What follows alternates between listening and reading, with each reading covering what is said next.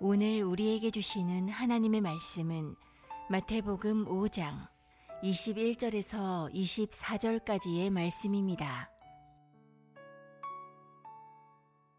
옛사람에게 말한 바 살인하지 말라. 누구든지 살인하면 심판을 받게 되리라 하였다는 것을 너희가 들었으나 나는 너희에게 이르노니 형제에게 노하는 자마다 심판을 받게 되고 형제를 대하여 라가라 하는 자는 공회에 잡혀가게 되고 미련한 놈이라 하는 자는 지옥불에 들어가게 되리라. 그러므로 예물을 제단에 드리려다가 거기서 내 형제에게 원망 들을 만한 일이 있는 것이 생각나거든 예물을 제단 앞에 두고 먼저 가서 형제와 화목하고 그 후에 와서 예물을 드리라. 아멘. 아멘. 한 신사가 식당에서 피자를 주문했어요. 피자를 먹으려고 하는데 자리가 없어서 이제 노숙자가 앉아 있는 허름한 사람이 앉아 있는 곳에 피자를 같이 먹으려고 있었어요. 피자가 나와서 먹으려고 하는데 한 조각 먹으니까 이제 앞에 있는 사람도 자기 걸 또 먹고 어이가 없어서 야, 이런 사람도 있나?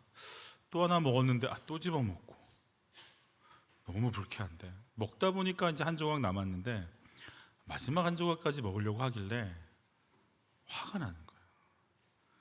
이러시면 되냐? 당신 누구냐? 그랬더니 먹으라고 미안하다고 그러고 막 먹으려고 하는데 이제 종업원이 손님 피자 나왔습니다. 이거 가져오는 거죠. 지금까지 정말 버릇 예의도 없고 생각했는데 사실 그게 자기였던 거죠. 없는 사람인데 도대체 저 사람은 나보다 훨씬 더 없을 텐데 나보다 훨씬 더 배고팠을 텐데 왜 저렇게 여유가 있지? 저희는 사람들하고 관계하다 보면 우리가 누군지 알게 됩니다. 힘 있는 자 앞에선 약해지죠. 그리고 힘 없는 자 앞에선 강해집니다. 내가 이런 존재구나. 사람을 보면서 이제 알게 돼요. 부딪히면서 알게 되는 거예요. 내가 인내가 없구나. 내가 교활하구나. 내가 많이 눌리는구나. 사람 보면서 이게 경험하는 거, 이게 열매인 거니까. 우리는 어떤 마음으로 또 사람들을 만나게 되고 또 어떤 관계들을 펼쳐가야 될지 같이 읽어볼까요? 관계를 깨트리는 역사를 분별해야 됩니다. 예수님이 남겨놓으신 열매는 물질적인 것도 아니고 또 건물도 아니고 아무것도 아니에요. 주님이 남긴 거는 12명밖에 없어요. 재밌죠? 이스라엘은 남겨진 유적이 없어요. 성전의 기구 어떤 것도 없어요. 그림 조각상 없어요. 그림 조각상이 있는 건 애굽이나 이집트나 그리스나 이쪽이지 이스라엘 사람들이 남긴 거는 글씨밖에 없어요. 지금 있는 통곡의 벽도 성전도 아니고 성전 옆에 있는 어떤 그런 성벽의 한 일부분만 남아있는 거죠. 그러게 말입니다. 그 12명 남겼는데 그 12명이 세계를 복음화시켰어요. 나에게서 남긴다라는 건 뭘까요? 내가 이 땅을 마칠 때 나에게는 어떤 열매가 맺게 될까요? 그건 주님은 사람이라고 말씀하세요. 보여지는 것들, 물질적인 것들은 주님이 그냥 한순간에 만드셨어요. 그러나 사람 한 명 만드시는 건 광야를 지나가야 돼요. 사람이 되려면 어마어마한 것, 주님도 참고 기다려야 돼요. 내게 있어서 열매가 뭘까? 나는 살면서 어떤 열매를 맺었을까? 어떤 사람을 도대체 나는 남겼을까? 우리 한번 고민해 봐야 되는 거예요. 하나님의 사람들로 인해서 생육 번성 충만한 하나님 나라가 펼쳐져요. 사람들로 인해서 하나님을 찬양할 때 하나님께 영광을 돌릴 수 있어요. 그 사람들을 통해서 나라와 통치권이 펼쳐지는 거예요. 사람을 통해서 일하세요. 그래서 마귀는 우리가 누군지 뭘 해야 되는 존재인지를 망각하게 만들어버려요. 내가 누군지 뭘 해야 되는지를 몰라버리면 내가 왜 존재하는지 모르면 살 이유라는 게 없어요. 왜 살아야 되는지를 모르겠어요. 하나님과의 관계가 끊어지는 순간요, 하나님이 나를 이 땅에 두신 목적이 사라지는 순간 사람과의 관계가 흔들리고 깨지기 시작하는데 견제하고 정죄하고 깨트리기 시작하는 거예요. 마귀는 다른 거 하지 않아도 돼요. 하나님과 관계가 멀어지게 만들어서 너 누굴까? 나 왜 살까? 내가 이 봉급받고 여기서 왜 이 일을 해야 돼? 그냥 오로지 돈, 먹는 거, 꾸미는 거, 사는 거, 이 정도에서 그냥 거기 다 나를 다 집어넣고 거기서 막 힘든 거예요. 거기서 막 비교하는 거예요. 그래서 그냥 모르겠어. 내가 왜 사는지 모르겠어. 막 극단적인 선택을 하게 만들고. 하나님과의 관계가 끊어지니까 너는 나다. 내 뼈 중에 뼈, 살 중에 살이다. 이 표현을 저도 어디선까지 저도 이렇게 경험할지 모르겠어요. 너는 나다라고 하는 그 동일감을 어떻게 저희가 표현해야 될지 모르겠어요. 부부끼리 그런 통일감을 경험할 수 있을지. 그런데 약간 비슷할 때, 아주 조금 비슷할 때 자녀와 부모 관계 속에서 잠깐은 느낄 수 있지 않나. 너는 나구나 이렇게. 그런 끈끈한 관계였어요. 하나님과의 만났을 때. 그런 하나님과의 관계가 끊어지는 순간 하나님이 주셔서 나와 함께한 그 여자 때문에 내가 먹었다. 정죄가 시작이 되죠. 뱀이 나를 꿰므로 내가 먹었어요. 탓하기 시작하죠. 가인과 아벨이잖아요. 어딨어? 그러니까 내가 아우 지키는 자입니까? 이러고 막 화를 내기 시작하는 거죠. 그러니까 하나님과의 관계가 끊어지는 순간 참 사랑과의 관계가 깨어지기 시작합니다. 근데 놀랍게도 하나님과의 관계가 연결이 되는 순간부터 사람과의 관계도 같이 열립니다. 이거 예수님께서 하신 말씀이죠. 같이 읽죠. 내 살은 내 피는 참된 음료로다 그랬어요. 그러니까 양식이야, 먹어. 음료야, 마셔. 내 살 뜯어 먹어. 내 피 마셔. 그렇게 나 죽어도 돼. 내가 널 위해 나를 다 줘도 아깝지 않아. 그냥 나 마시고 뜯어 먹어. 그냥 내가 널 위해 나를 던질게.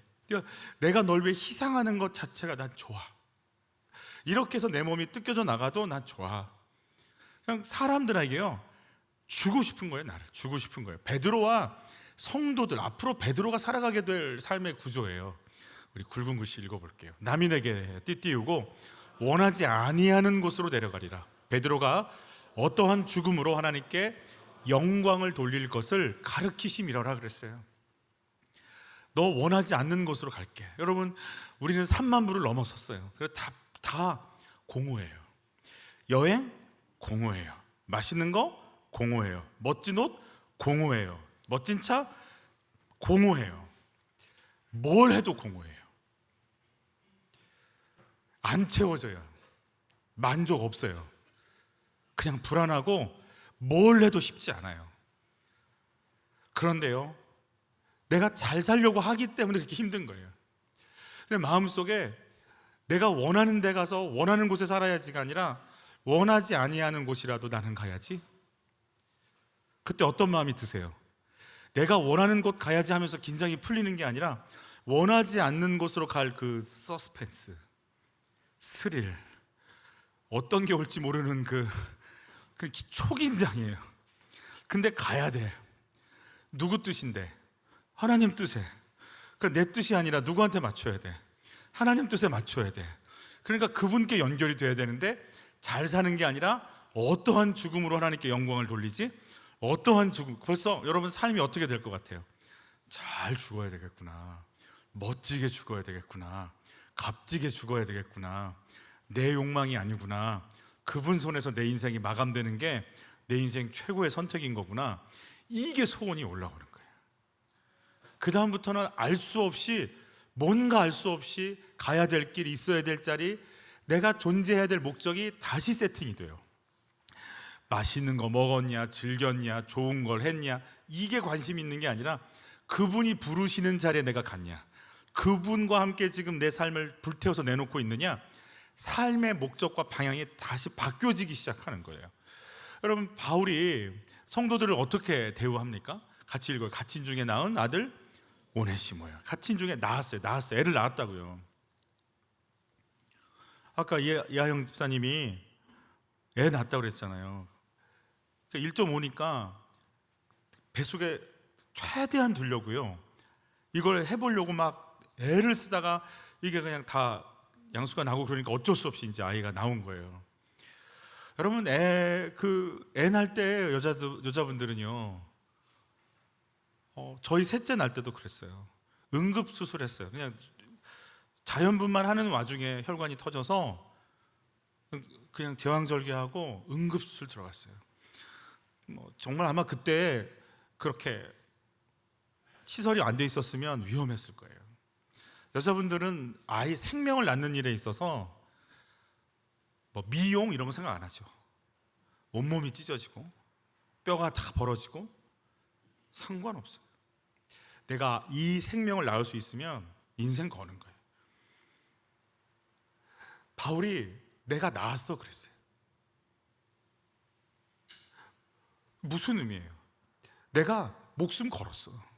어떤 위험 올 수 있어. 근데 난 너 낳았어. 내 인생 다 걸었어. 그리고 너 낳았어.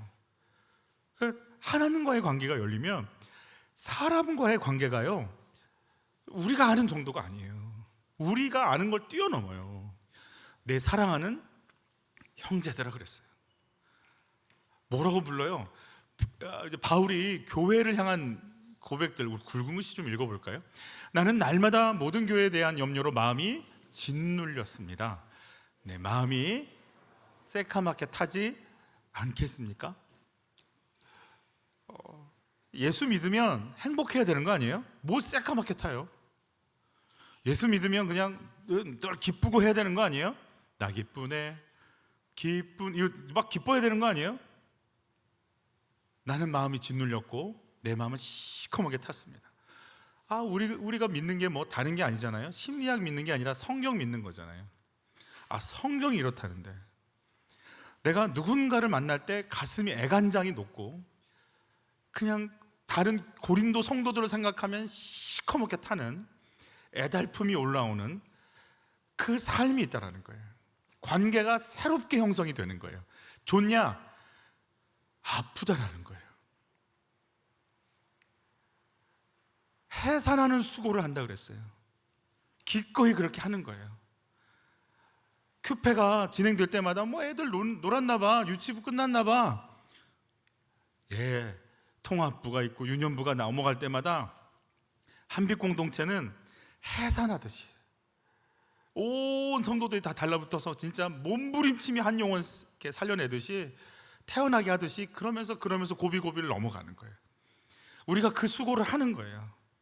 우리가 그렇게 작정하고 모여든 공동체라는 거예요.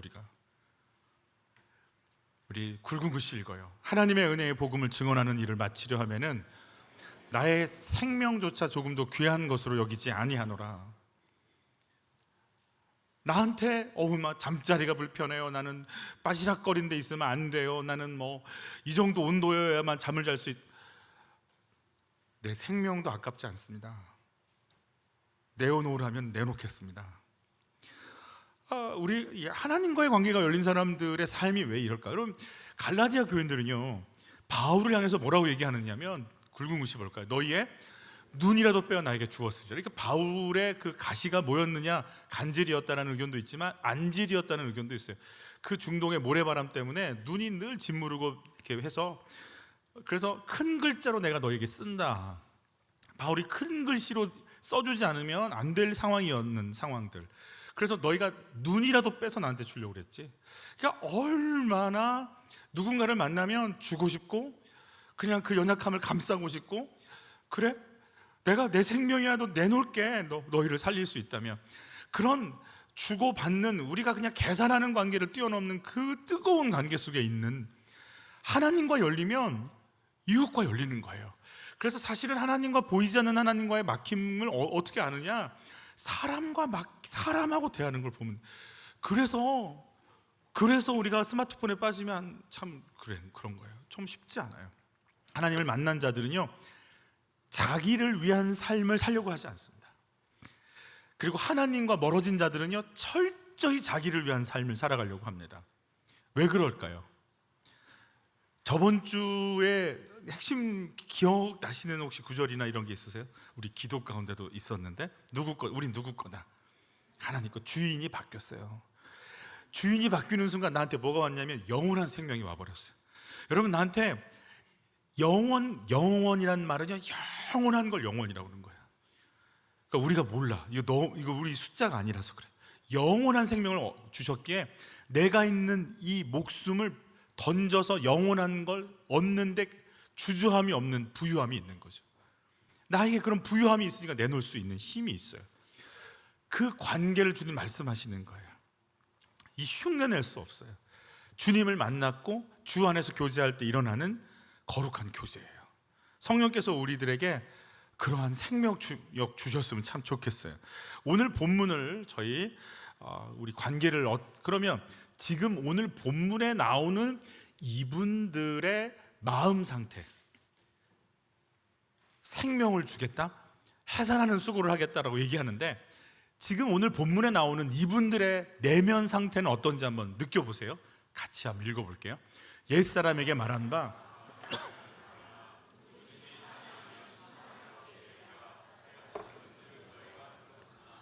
나는 너희에게 이르노니 형제에게 노하는 자마다 심판을 받게 되고 형제를 대하여 라가라 하는 자는 공회에 잡혀가게 되고 미련한 놈이라 하는 자는 지옥불에 들어가게 되리라. 옛사람에게 말한 게 뭐냐? 옛사람, 즉 율법에서 말하는, 율법과 전통이 말하는 것, 거기선 뭐라고 얘기하는지 너희들 알지? 살인하면 그래서 심판을 받게 되는 거야. 여러분, 살인이라는 그 형사법에 걸리게 된다는 거죠. 여러분, 이거는 걸리면 죄가 되고요, 안 걸리면 죄가 안 되는 걸 얘기하는 거예요. 율법에 걸리지 않을 수 있어요. 피해갈 수 있어요. 예를 들어 저희가 속도를 높여서 달리죠. 카메라 앞에서 속도 늦추죠. 저희가 천천히 달린 게 아니잖아요. 카메라에 안 걸린 거지. 그러면 범법자가 아니잖아요. 근데 주님 뭐라고 하시냐면, 분노하는 자, 노하는 자는 심판받아. 그러니까 마음에 분노만 있어도 너희는 살인이라고 말씀해 주시는 거예요. 세상 법정은 동기까지 막 체크하지는 않습니다. 결과만 보고 죄인인지 아닌지를 체크하죠. 근데 주님은 동기를 보십니다. 내 마음에 어떤 게 있는지, 내가 지금 어떤 눈으로 사람을 보는지, 그 동기가 죄인인지 살인자인지가 이미 거기서 결정이 난다는 거예요. 형제에게 분노하고, 라가라는 말은요, 인격 모독의 아주 격한 욕이랍니다. 정말 인격 모독을 느낄 정도의 말을 했어요, 그 사람이. 그리고 또 미련한 놈 이렇게 얘기하죠. 우리 미련할 때 어떤 표현이었어요? 아유, 이 미련둥이야, 너는 그것도 못하니 미련아, 이렇게 표현한단 말이에요. 그 미련이 아니에요. 여기서 말하는 미련은요, 나발, 우리 옛날에 다윗과 아비가일 할 때 나발이라는 그 남편이 있었죠. 어리석은 자란 뜻이에요. 같이 어리석은 자는 그의 마음에 이르기를 하나님이 없다 하는도다. 그러니까 하나님이 없다라고 얘기하는 자니까 하나님의 은혜, 하나님의 돌보심을 못 경험할 수 없는 저주받은 자, 천국 못 가는 자, 버림받은 자라는 뜻이에요. 이게 어리석다, 미련하다는 뜻이에요. 그럼 지금 어떻게 표현한 거냐면, 화를 내고 욕을 하고 저주하는 거예요. 하나님도 없이 넌 버림받은 인생아, 지옥 갈 인생아, 이렇게 얘기한 걸 얘기한단 말이에요.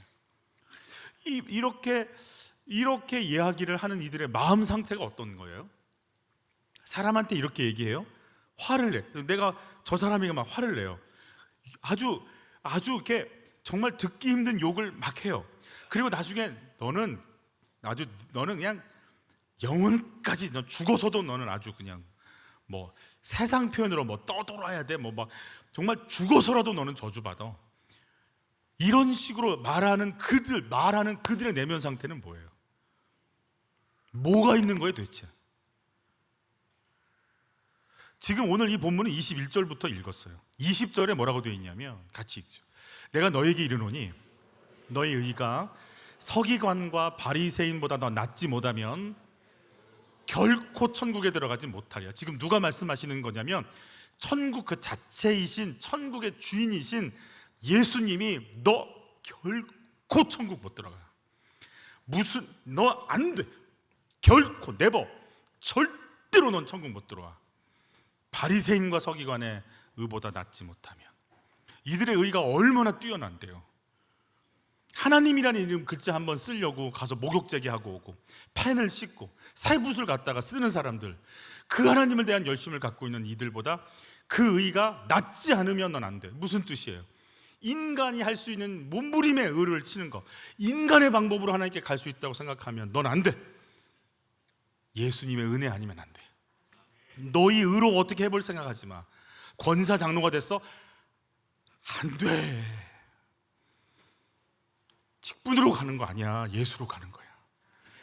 너희들로 가는 거 아니야. 분명하게 말씀하시는 맥락에서 나오는 글이 오늘 본문이에요.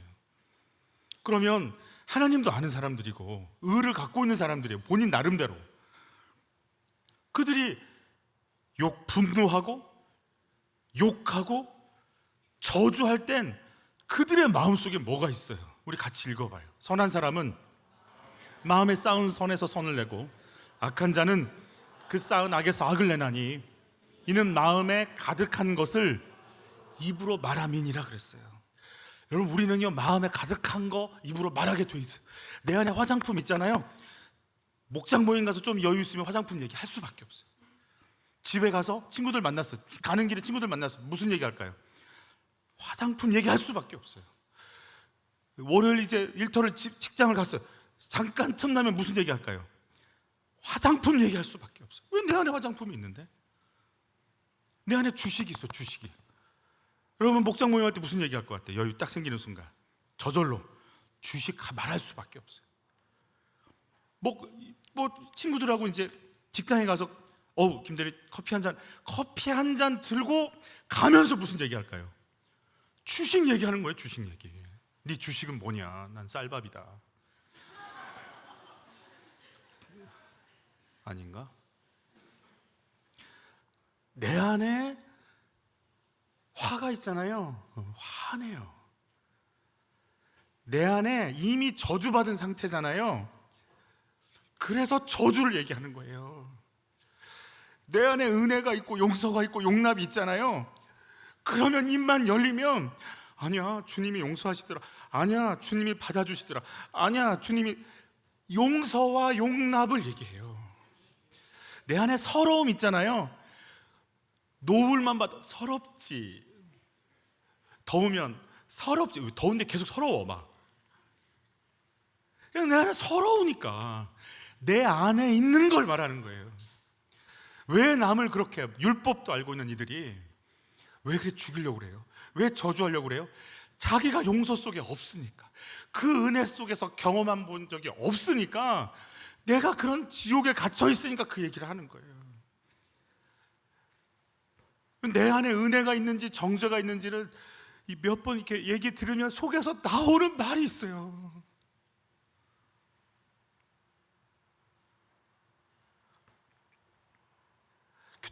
오늘 큐티 말씀에 아벨이라는 성에 새 인물이 등장했어요.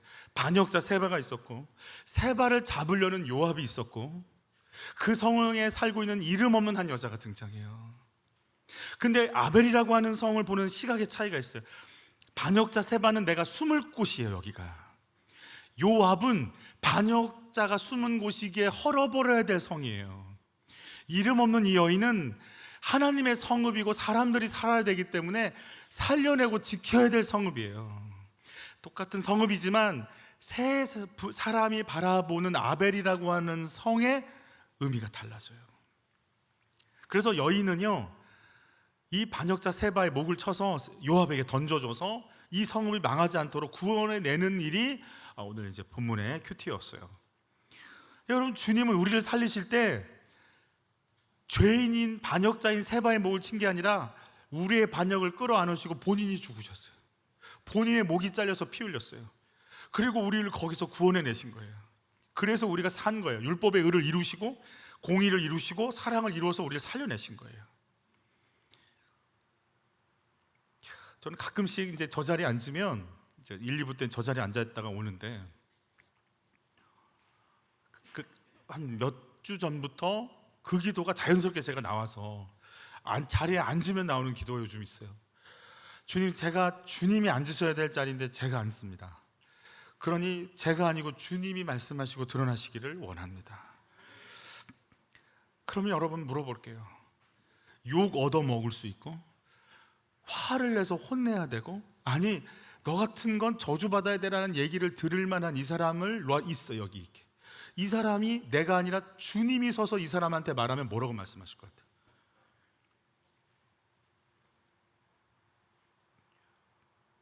뭐라고 얘기할 것 같아요? 여러분, 그 좋은 본보기가 어디 있었어요? 2주 전에 음행 중에 잡힌 여자가 있었어요. 분노의 대상자였고 저주받아야 될 사람이고 죽어야 될 사람이었어요. 더러운 사람이었어요. 주님이 그 여자한테 뭐라고 하셨어요? 나도 너를 정죄하지 아니하노니 다시는 죄를 범하지 말라. 내가 서면, 나라는 존재가 서서 말하면 화를 내야 되고 라가라고 인격 모독을 시켜야 되고 미련한 놈이라고 저주를 내가 하고 싶어요. 앞뒤를 맞춰봐도 그거 들을 사람이야 너는. 근데 내가 아니라 누가? 주님이 서시면 뭐라고 해요? 뭐라고 얘기할 거냐고. 고개 들어. 내가 네 죄 때문에 죽었어. 내가 네 죄 때문에 피 흘렸어. 이 손가락 손에 박힌 못자국 보여? 내가 너 때문에 죽었어. 고개 좀 들어봐. 고개 좀 들어봐. 내 눈 좀 봐봐. 주님이 용서니까 용서를 얘기한단 말이에요. 내가 용서받는 은혜 가운데 살아가는 인생인 게 인정이 되세요? 내 의로 살아요? 하나님 은혜로 살아요? 내가 자랑하고 싶은 건 내 의예요? 하나님의 은혜예요? 내가 정말 내가 뭐 자랑할까요? 여러분, 낙태와 동성애 막아요. 여러분, 낙태만 멈춰도요 우리나라 인구 문제는 해결이 돼요. 낙태만 멈춰도 그들을 살려내려고 작정만 해도 우리나라 인구 문제는 해결돼요. 낙태 막아야 돼요. 동성애 막아야 돼요. 가정이 해체될 거예요.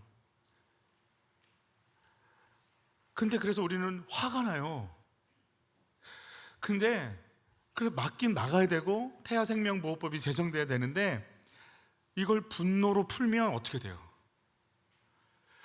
여러분, 우리가 낙태할 수밖에 없는 상황에 있는 분들, 동성애 때문에 고민하는 분들을 놓고 아파하고 그 영혼 때문에 울어보고 그 영혼 위해서 몸부림치고 그들의 말씀의 가치관을 못 가는 것에 대해서 애통해하고, 그러니까 그 말씀을 좀 붙잡아 보시라고 그 영혼을 좀 살리기 위해서 내가 몸부림쳐 본 적이 없는데 그냥 화만 내는데 그게 우리가 할 일이에요? 주님이 십자가에 달리시면서 주님 이제부터 저 악한 자들 다 정리해 버리십시오 이랬나요?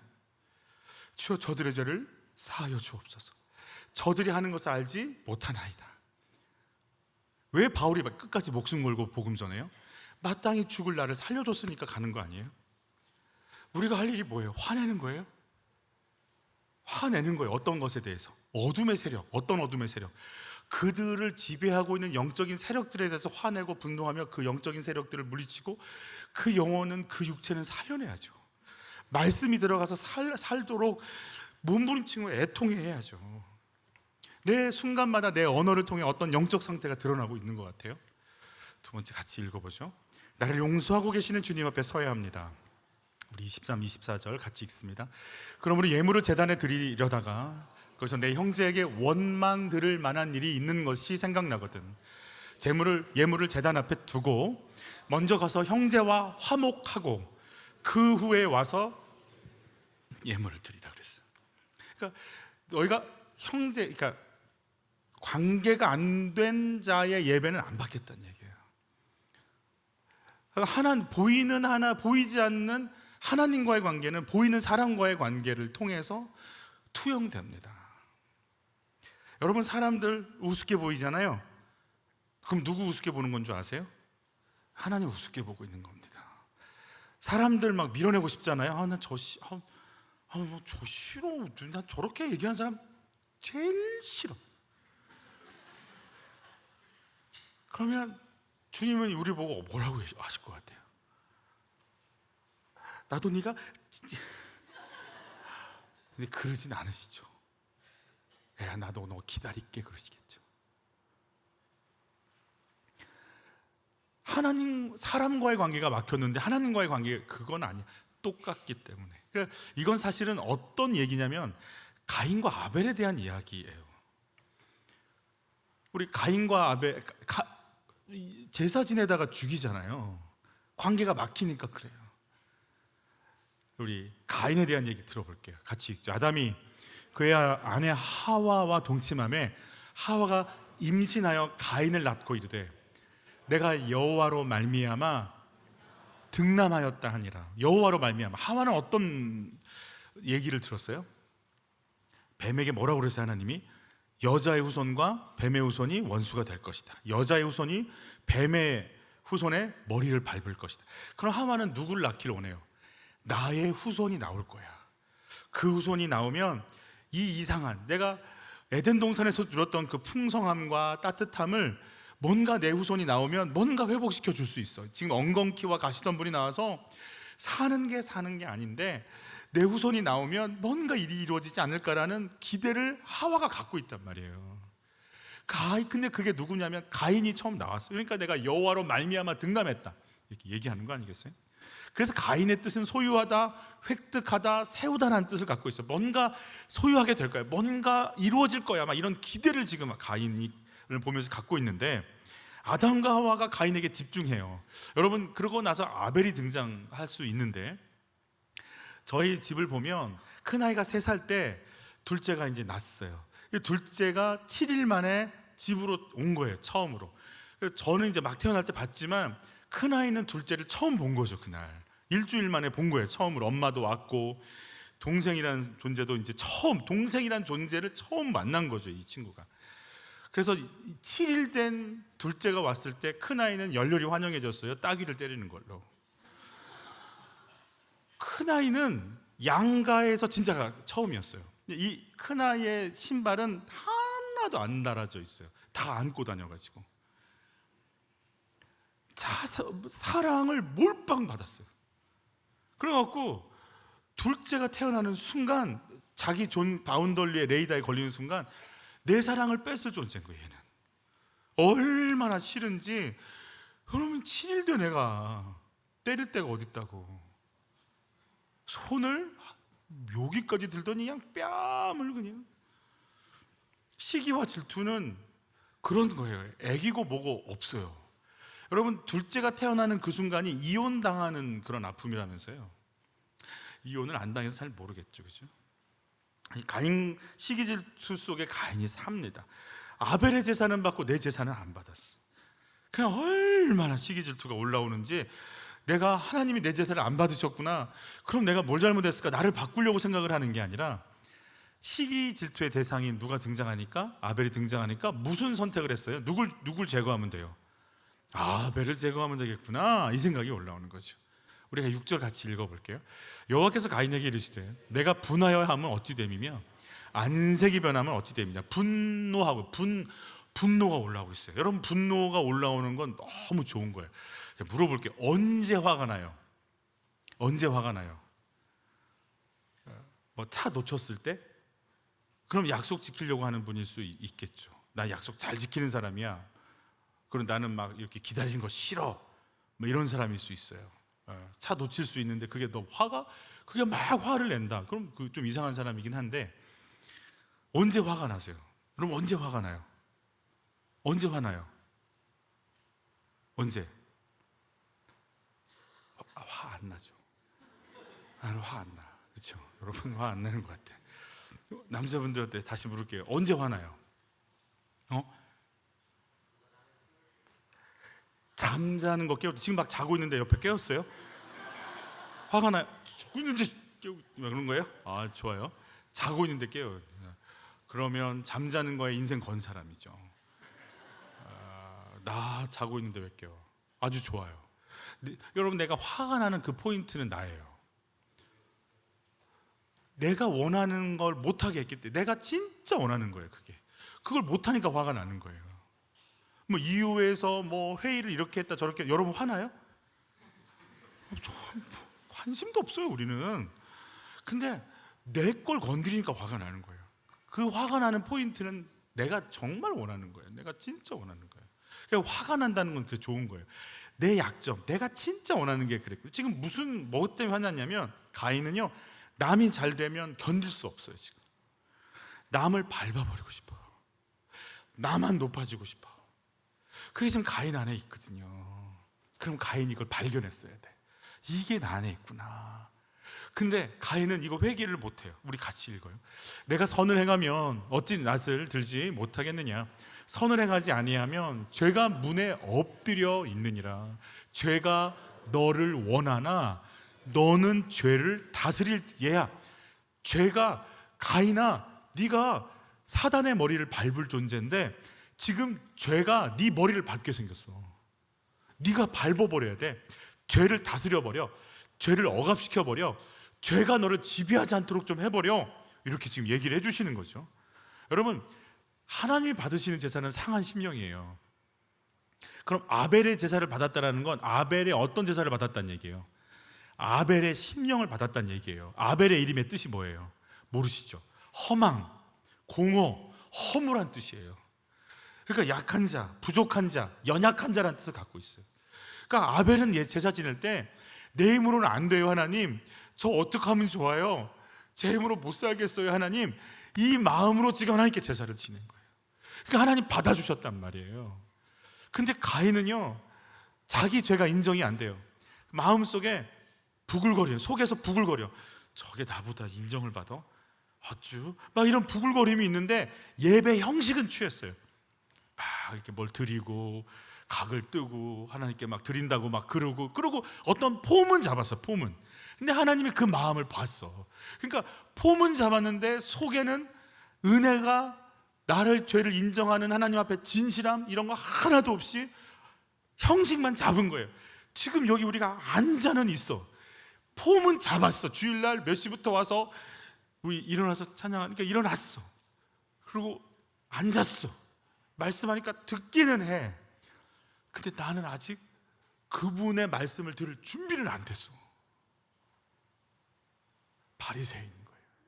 겉으로는 주의 말씀을 지키지만 속에는 사실 그 말씀이 들어올 그게 안 되는 거예요. 우리 그 상태 좀 봐요. 가인이 그의 아우 아벨에게 말하고 그들이 들에 있을 때에 가인이 그의 아우 아벨을 쳐 죽이니라. 여호와께서 가인에게 이르시되 내 아우 아벨이 어디 있느냐? 그가 이르되 내가 알지 못하나이다.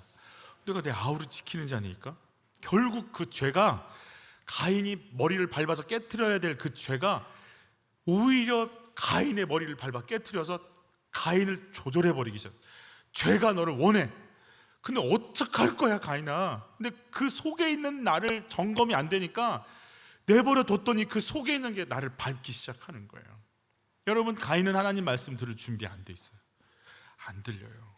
말씀과 경고를 받을 준비도 없는데 예배는 드리겠다는, 그게 예배가 아닌 거예요. 그거 예배 아니에요. 하나님이 안 속아요. 한번 같이 읽어봐요. 땅이 그 입을 벌려 내 손에서부터 내 아우의 피를 받았은즉 내가 땅에서 저주를 받으리니 저주, 내가 밭을 갈아도 땅이 다시는 그 효력을 내게 주지 아니할 것이요 너는 땅에서 피하며 유리하는 자가 되리라. 이 정도 나왔으면 가인이 뭐라고 얘기를 해야 돼요? 용서해 주세요 하나님, 제가 죄죠, 이렇게 해야 되잖아요. 뭐라고 하는 줄 아세요? 같이 읽죠. 가인이 여호와께 아뢰되 내 죄벌이 지기가 너무 무거우니이다. 그러니까 자기 죄 고백 안 하고 살인을 했는데도 불구하고 이렇게 원망, 이렇게 불퉁 이렇게 막 대드는 거예요. 여러분, 내 죄가 깨달아지지 않잖아요. 원망밖에 안 나와요. 살인죄잖아요, 살인죄. 그런데도 불구하고 막 하나님 앞에 이거 왜 이러세요? 왜 나한테 왜 이러세요? 막 이러는 거예요. 여러분, 이 살인죄는 아까 뭐라고 그랬어요? 분노만 해도 뭐라고요? 살인했다는 거예요. 여러분, 집에 있는 식구들 살려요, 죽여요?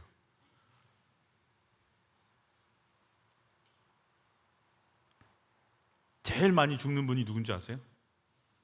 엄마예요. 가족 중에 제일 많이 상처받는 사람이 상처를 주는 사람이 누구예요? 엄마예요. 이거 같이 돌리면 안 됐잖아, 빨리. 몰라, 안정판이야. 짜증나.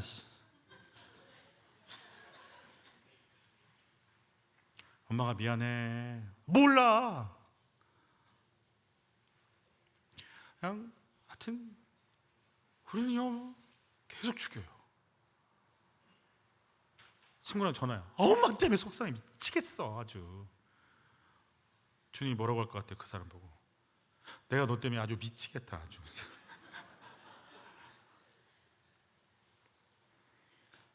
근데 불편한 건 엄청 많아. 여러분, 가인에게 하나님 어떻게 대하는지 한번 읽어볼게요. 같이 읽죠. 여호와께서 그에게 이르시되 그렇지 아니하다. 가인을 죽이는 자는 벌을 7배나 받으리라 하시고 가인에게 뭘 줘요? 표를 주사 그를 만나는 모든 사람에게서 죽임을 면하게 하시니라 그랬어요. 표가 와서 가인을 보호해줘요. 이게 저주가 아니라 보호해 주시는 거예요. 가인 못 죽이게 일평생 보호해줘요. 살인자를 일평생 보호해줘. 일평생 용서받고 일평생 사랑받고 일평생 보호받아요. 누가? 가인이. 근데 가인이 알아요 그걸? 몰라요. 가인의 가장 큰 아픔은 내가 죄인인 걸 인정 안 해. 그리고 계속 용서 속에 거하는 거 알지 못해. 계속 하나님 떠나. 용서받고 보호받으면서도 욕하고 분노하고 저주하고 바리새인이에요. 바리새인. 내가 어떤 존재인지 몰라. 여러분, 하나님 떠나잖아요. 이 사랑, 이 은혜, 이 혜택, 이 위로, 이 인도, 이 충만을 받고 있으면서도 억울해. 억울해. 며칠 전 장로님들하고 이제 탐방을 했어요. 제주도에 가서 교회들 탐방했어요. 한 교회인데 지역을 선도하는 교회예요. 그 교회 중심으로 제주도에 있는 청년들이 뭉쳐요. 권오희 목사님 만나고 했어요. 교단을 뛰어넘었어요. 여러분, 제주도는요 괜당이라고 하는 문화가 있어요. 그러니까 섬 지역의 특수성이죠. 그리고 아픔이 있잖아요 제주도는. 그래서 그들이 뭐예요? 그들이 외부인과 섞이는 게 쉽지 않아요. 외부인이 와서 뭔가 하는 거를 따라가는 건 더 쉽지 않아요. 근데 놀라운 건 그 소수의 교회들이, 청년이 소수인 교회들이요 연합해서 뭉치고 큰 그룹으로 또 뭉쳐서 연합 집회를 하고 연합 사역을 청년들끼리 해야 하는 거예요. 거의 기적에 가까운 거예요. 그게 쉽지 않아요. 한 교회는 시골 교회예요. 사라질 교회예요.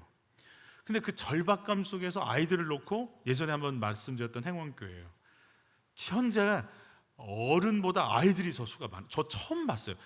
한 30년 전만 해도요 20년 전만 해도 아이들 수 많은 교회가 있었어요. 근데 저가 처음 봤어요. 어른보다 아이 수가 더 많은 교회 처음 봤어요 제가. 그러니까 교회들이 지금 합병하고 사라지고 있거든요. 그런데 아이들의 수가 많아서 성장하는 그 역주행하는 교회를 제가 처음 봤어요. 장로님들이 두 교회를 만나고 나서 이제 서로 나눔을 하셨어요. 우리 교회의 사역은 살려내는 데 있습니다. 우리 교회는 세종 아이들, 죽어가는 세종 아이들 살리는 게 우리 교회에게 할 일입니다. 진짜 중요한 건 외형이 아니라 내면에 채워지는 거, 막 이런 고백들을 하셨어요. 사실 그 얘기를 제가 들으면서 알 수 없이 제 가슴에 놀라기도 했고 감격스럽기도 하고 뿌듯하기도 하고 막 그랬어요. 여러분, 예수님이 남긴 건 누구만 남겼다고요? 사람만 남겼다고요. 그들에게 땅끝까지 이르러 내 증인 돼야 된다라고 하는 성령의 스프릿이 딱 들어가는 순간 그들이 가는 곳마다 교회가 세워지고 그들이 가는 곳마다 어둠의 세력이 떠나고 그들이 가는 곳마다 하나님 나라가 임했어요. 사람을 남기는데 어떤 사람? 하나님의 마음을 가진 사람, 하나님이 하실 일이 기대가 되는 사람, 하나님의 역사가 나를 통해 이 땅에 펼쳐질 걸 소망하는 사람, 그게 우리의 열매인데 우리가 이런저런 얘기하는데 장로님들이 계속 그 얘기하는 거예요. 우리는 살려내야 돼. 우리 살아내야 돼요. 우리 교회의 사명은요, 우리 교회가 갈 소망은요, 그 얘기를 멈추지 않고 하는 거예요.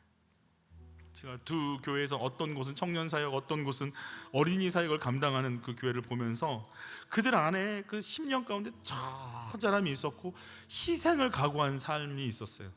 오늘 한 여인의 눈에 아벨 성은 살려내야 될 성처럼 보였던 것처럼 주님은 그렇게 이름도 빛도 없는 사역자들을 통해서 청년들을 또 아이들을 살려내고 계신다라는 그런 생각이 가졌어요. 권오희 목사님이 제주도에 가신 이유는 거기 오래 있을 생각이 없어. 잠깐 갔다가 올 생각이었어요. 근데 가보니까 자살률 1위, 이혼율 1위. 그리고 친구들은 육지에 가야 되는데 일할 곳은 없고 방황하고 그들을 놓고 나올 수가 없고. 그러니까 제주도에 간 이유는 좋아서, 괜찮아서, 조건이 좋아서가 아니라 그들이 너무 힘드니까, 그들을 케어하지 않으면 안 되니까, 그들이 무너지니까. 이혼율 1위인 도시에 그 아이들의 그 무너짐을 봤으니까. 왜냐하면 자기가 엄마가 4명 있고 그 상황에서 컸기 때문에 그 아픔을 아니까 좋아서 제주도에 남은 게 아니라 너무 힘드니까 거기 남은 거예요.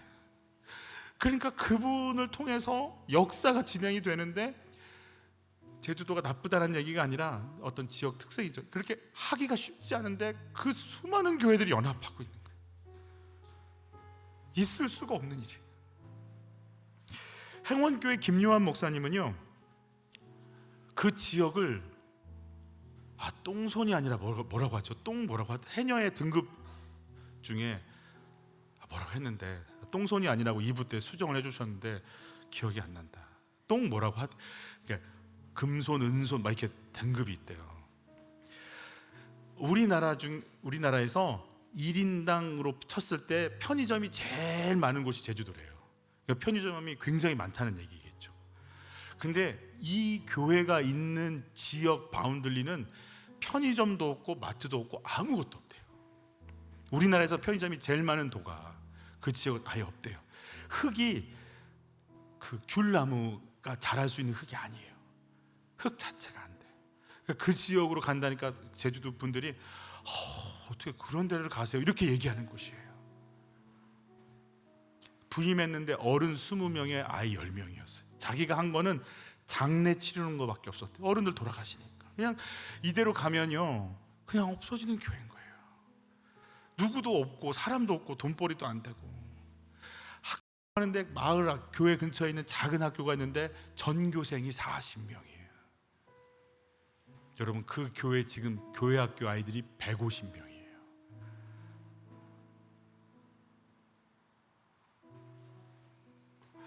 우리 교회는 끝이구나.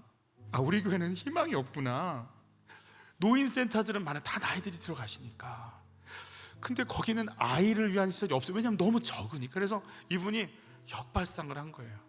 그러면 아이들을 위한 센터를 진짜 정말 교회의 재정의 몇십 배가 되는 걸 다 줄여서 정말 모험을 한 거예요. 아이들의 시설을 세팅했어요. 어설프게 하지 않았어요. 여러분, 코로나 딱 끝나고 모임이 시작돼서 첫날이 됐는데요, 그때는 아이들이 3, 40명까지 올라오긴 했었지만, 코로나 이후에 오픈하는 그 첫날 하루에 200명씩 몰려오는데요. 무섭더래요. 그 아이들 살리겠다고 그냥 집중하고 그냥 거기에 모든 올인을 다 했대. 자기는 정말 다 던졌대요. 그 아무도 없는, 정말 아무도 오지 않는 그런 오지 같은 그곳에 주변에서 아이들이 오기 시작하는데요, 기적을 봤어요. 제가 인터뷰하고 그분과 만나는데도 아이들이요 교회에 와서 오르락 내리락 하고 난리가 났어요. 살아있어요. 여러분 어때요? 아이들이 와서 놀아요. 막 오르락 내리락 하는데 근육을 쓸까요? 온몸에 근육을 씁니다. 거기에 있는 단 한 명도 핸드폰 보는 아이 없습니다. 오르락 내리락 얘기하고 땀 흘리고 깔깔대고 웃고 신기하고 잡고, 누가 뭐라 하자 아이들은 이미 짜증나거나 원망하거나 투정 부리고 싸우는 아이는 단 한 명도 없습니다. 우리는 그렇게 살아야 되고 살려내야 되는 사명이 그분에게 있다는 소망 가운데 집중한 겁니다.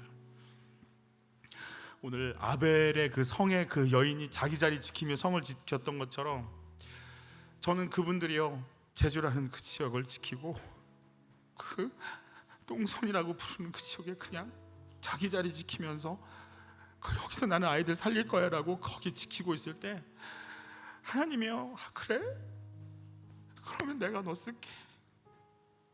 그래? 살려내고 싶다고?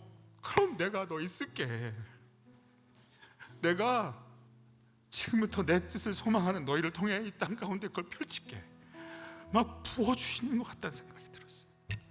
그럼 내가 주님의 사람이면, 하나님께 쓰임받는 사람이면 내 주변엔 이런 사람들이 있어야 돼요. 무너진 사람, 아픈 사람, 정죄받을 사람, 라가라는 말 들을 사람, 하나님께 버림받았다는 말 들을 사람, 돌볼 사람, 치유받을 사람, 깨진 사람, 상처받은 사람이 있는 거예요. 여러분, 서울에 큰 병원에 명의들한테 진찰 받으려면 얼마나 걸려요? 1년 가도 못 만나요. 왜요? 그들에게 누가 많이 오니까? 환자들 많이 오니까. 명의라 그래요. 내가 진짜 하나님의 사람이면 내 주변에 누가 있어야 돼요? 내가 돌볼 사람들 하나님 붙여주시는 거예요. 살아내는 나로, 살려내는 너로 존중받아야 돼요. 내가 있는 이유가 뭐예요? 여러분, 내가 여기 있는 이유가 뭐예요? 옷 잘 입는 거예요? 그거 하려고 계신 거예요? 좋아요. 허무할 거요? 옷 사보세요. 나중에 뭐가 뭔지도 모를 거요? 안 채워질 거요? 해도 안 채워질 거요? 게임이요? 해보세요. 마음껏 좀 해보세요. 그리고 초췌해진 모습으로 나오는 나를 한번 보세요. 이게 맞나?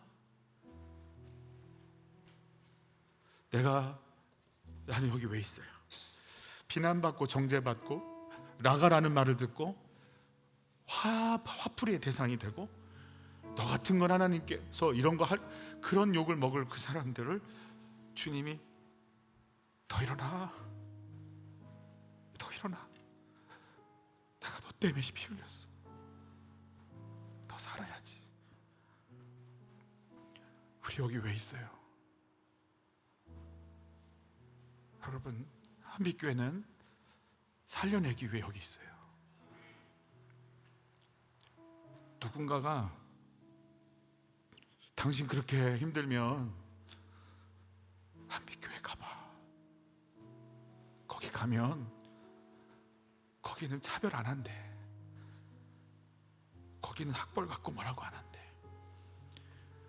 거기는 외모 갖고 뭐라고 안 한대. 그렇게 상처받아도, 그런 과거가 있어도 거기 가도 된대. 거기 가면 산대. 거기 가면 받아준대. 거기 가면 된대. 여러분, 우리 안에 뭐가 있을까요? 내 안에 뭐가 있을까요? 내 안에 뭐가 있을까요? 은혜가 있고 용서가 있다면 우린 살려야 됩니다. 그게 한빛이 있는 이유입니다. 성령께서 한빛이 갈 길 또 여러분을 부르실 겁니다. 계속 용서받으며 살아가는 인생인 거 알고 계세요? 나와 너를 살리라고 주시는 주의 마음이 느껴지세요? 살려야 될 그 한 사람 누굴까요? 여러분, 우리 함께 이 길 갔으면 좋겠습니다. 우리 찬양하실까요? 이 세상을 살아가는 동안에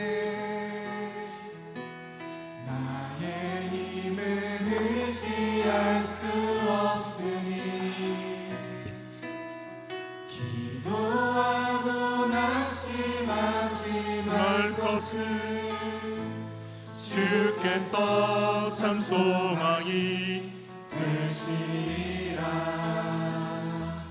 하나님의 꿈이 나의 비전이 되고 예수님의 성품이 나의 인격이 되고 성령 힘의 권능이 나의 능력이 되길 원하고 바라고 기도합니다. 주의 길을 걸어가는 동안에, 주의 길을 걸어가는 동안에 세상에 더 의지할 수 없으니 감사하고 낙심하지 말 것을 주께서 참 기쁨이 되심이라.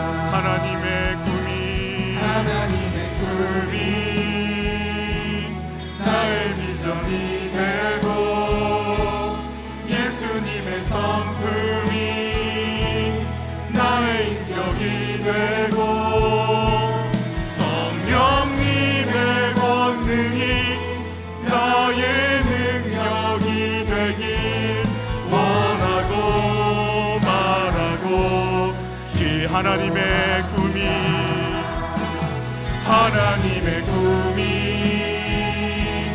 나의 비전이 되고 예수님의 성품이 나의 인격이 되고 성령님의 권능이 나의 능력이 되길 원하고 바라고 기도합니다.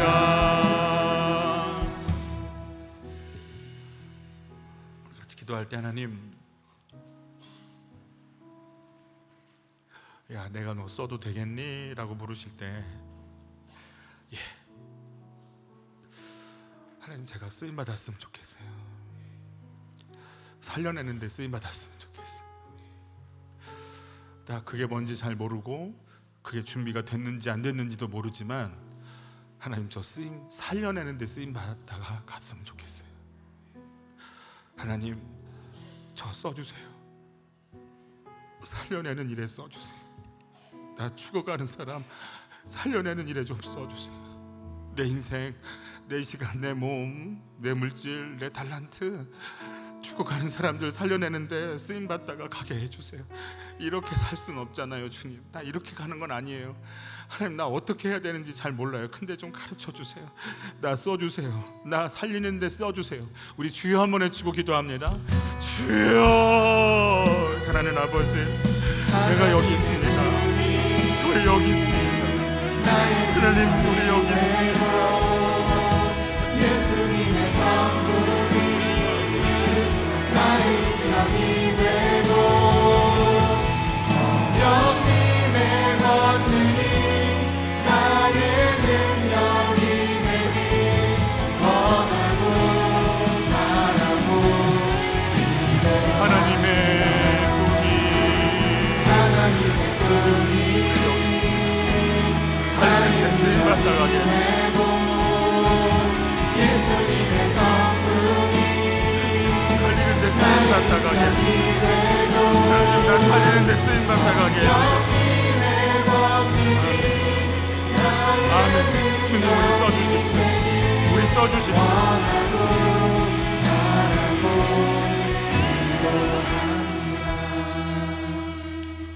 두려움 거두어가 주십시오. 복잡한 거 거두어가 주십시오. 맑아지고 단순해지게 해주십시오. 그냥 우리 영혼이 부유함과 충만함 가운데 고요한 호수처럼 안정되게 하시고 그 한 영혼 한 영혼들을 품을 수 있는 거대한 그릇이 될 수 있도록 성령 하나님 우리를 만져 주시옵소서.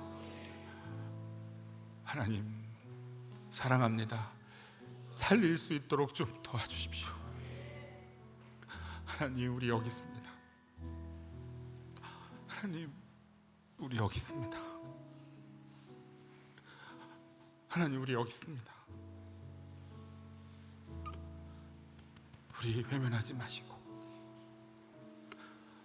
우리 죽은 영혼 살릴 수 있는데 쓰임받을 수 있도록 우리 좀 만져주십시오. 우리 쓰임받고 싶습니다. 그거 감당할 수 있도록 물질 주십시오. 이거 감당할 수 있도록 응어리진 거 풀어주십시오. 이거 감당할 수 있도록 자책하는 거 정리시켜 주십시오. 이거 정리할 수 있고 감당할 수 있도록 능력과 권능을 부어주십시오. 지혜와 영감을 부어주십시오. 우리 인생 우리 몸 주의 앞에 내어놓고 그렇게 아름답게 쓰임받다가 주님 앞에 설 수 있도록 성령이 우리를 만져주시고 우리를 압도해 주시고 두려워 떠는 자 눌려있는 모든 자 벗겨내고 충만케 하고 살려내고 세울 수 있도록 하나님 우리를 사용하여 주시옵소서. 귀한 예물을 드립니다. 드리는 모든 자들의 심령들을 만져주시고 하나님 물질에 끌려가는 자 없게 하시고 물질을 지배하고 다스릴 권세와 능력이 임하게 도와주옵소서. 사랑하는 아버지, 불필요한 생각에 에너지 쓰지 않도록 붙잡아 주시고 하나님 앞에 바로 서서 심플한 삶, 충만한 삶, 거룩한 삶을 향해 나갈 수 있도록 모든 사업과 아이디어들과 모임과 가정 위에 은혜의 단비를 성령의 기름을 부어 주시옵소서. 예수 그리스도의 은혜와 하나님의 사랑과 성령님의 가르쳐 주심과 깨닫게 하심과 증거해 주심이 영혼 살려내기 위해 나가기 원하는 모든 이들 위해 이 은혜가 영원토록 함께 있기를 간절히 축원하옵나이다.